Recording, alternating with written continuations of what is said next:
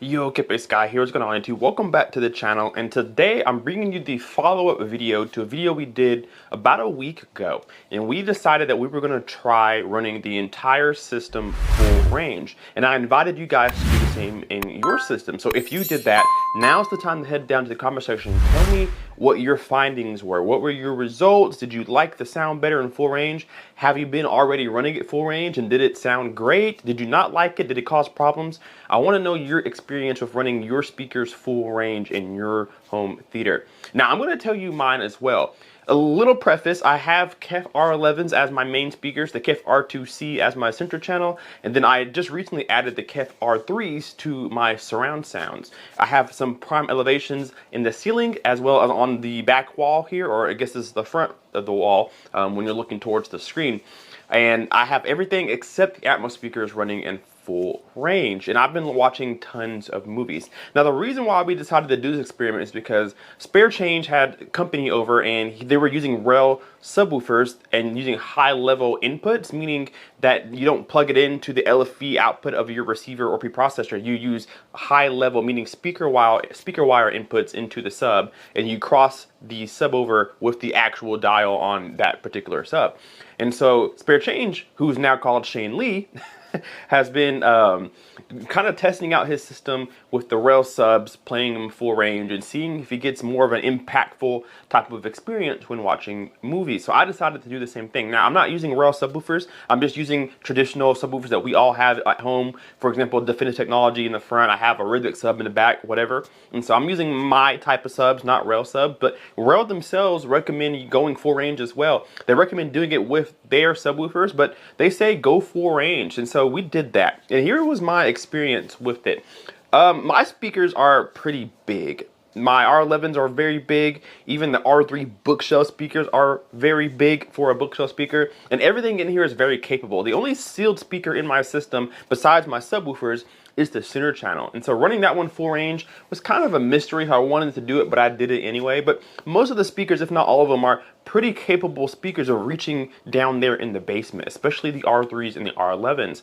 And typically I have my system at a crossover point, usually 40 hertz, 50 hertz on my fronts, 60 hertz or so on the center, 60 on the surrounds, 60, 70, 80 on the Atmos. I put all that full range, and you can definitely hear a difference. Surprisingly, it was easier for me to blend my subs with my speakers. And I kind of guessed this would happen because more bass is coming out of your front stage, and so there's more frequency response to blend too. So what I mean by that is if I cross over my front speakers to 80 hertz, my subwoofer is going to play around 80 hertz and lower. And the lower it goes, the less output comes from my speaker. So essentially all my bass is coming from my subs. But now I have both my speakers and my subs playing bass, and they seem to blend a little bit better because not all the information is coming from one speaker. It's getting a blend of all the information from almost all the speakers. Now, not all the time. In a movie, there are certain things that happen at certain points. You have most of your information from the center channel. A few things come from the right, a few things come from the left, a few things come from the back. So your speakers aren't always being fed full range info. And so the subs still do most of the work. But sometimes when you slam a car door on the right or a grenade blows up on the left, your speakers get that information. And sometimes there's full range information in there that you usually cut off to the subs that are now coming from the front. And because of that, it did sound a little bit more impactful. Car doors, when they had that thud when they shut, was good. Again, grenades being thrown, things exploding, sounded a little more impactful. The sub plus the speakers itself kind of added this cohesion that kind of made sense as to why you want to go full range. Now, when I listen to music, I go full range anyway. I don't really ever use my subs for music unless I just want to add that really extra low, deep in bass, or I'm not really critically listening. So I run full range all the time. But like I said, for home theater, I typically have everything crossed over at a certain point. But having them all full range actually was a very nice experience. Now, here's another thing to think about when you run full range. Me being in a small apartment, there's a certain time of the day where I can kind of turn it up and not really disturb those around me, or maybe they're not home at all. But at nighttime listening is tough because I have 3 subwoofers. And having 3 subwoofers in an apartment at 9:30 at night is a problem, right? But having my full range, having my speaker set to full range adds a little bit more bass. The bass that comes from your speakers is a totally different type of bass that comes from your subs. Sub bass can really penetrate the wall. It can travel across the house to the neighbor's house, up the ceiling, and to the upstairs rooms that are in my apartment.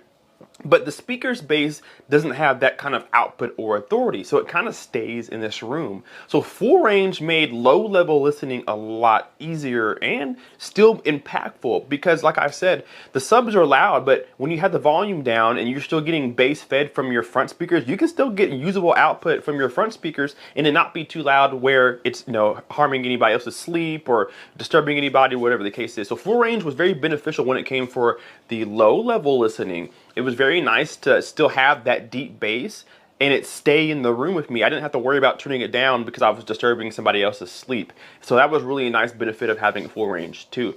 I didn't really have any distortion problems. My speakers are, they love the power. They're very power hungry, and so they thrive when you start to turn it up. So I didn't really have any issues with like clipping or any kind of audible distortion from any of my drivers. Everything seem to love the power. Now, I can't say that for everybody's equipment. Speakers are different. People have different speaker power ratings. You don't want to pump them 200 watts if you have 50-watt handling speakers. That's dangerous. You don't want to turn them up too loud if you don't have, you know, the amplifier that can give you the juice, right? But for me, I had the setting to where it would be okay. And so I was able to get up to pretty close to reference level at times and not have to worry about my speakers at all. So it was a really cool experiment. Will I keep it this way? I probably will.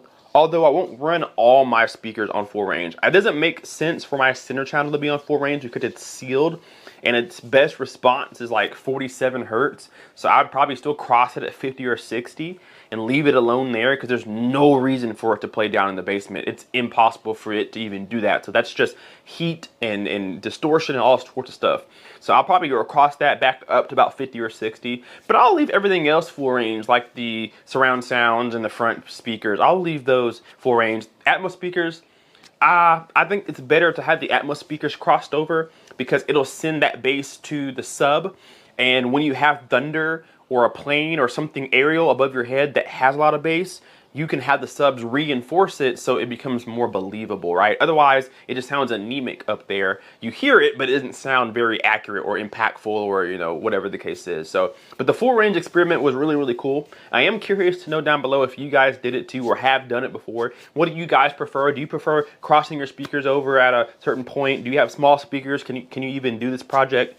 Or do you like having it full range? I think I like having it full range, especially because I have pretty big speakers. Just got to be careful with that volume level. That's the big thing. You can run any speaker full range, but it needs to make sense and you need to make sure it can handle the potential volume levels that it's going to reach. So pretty cool experiment overall. I hope you guys really enjoyed that first video. I'll link the video where we talked about this in the description, and then you guys can kind of go back to that one if you didn't see it and try the experiment yourself and see what you guys think about it. Leave me a comment down below. Let me know what you think about full range. Hit that like button and subscribe if you are not already. We will see you guys in the next video. Kpaceguy out. Peace. You can say I lost my mind. I will keep on holding my head high, even if the sky is falling down.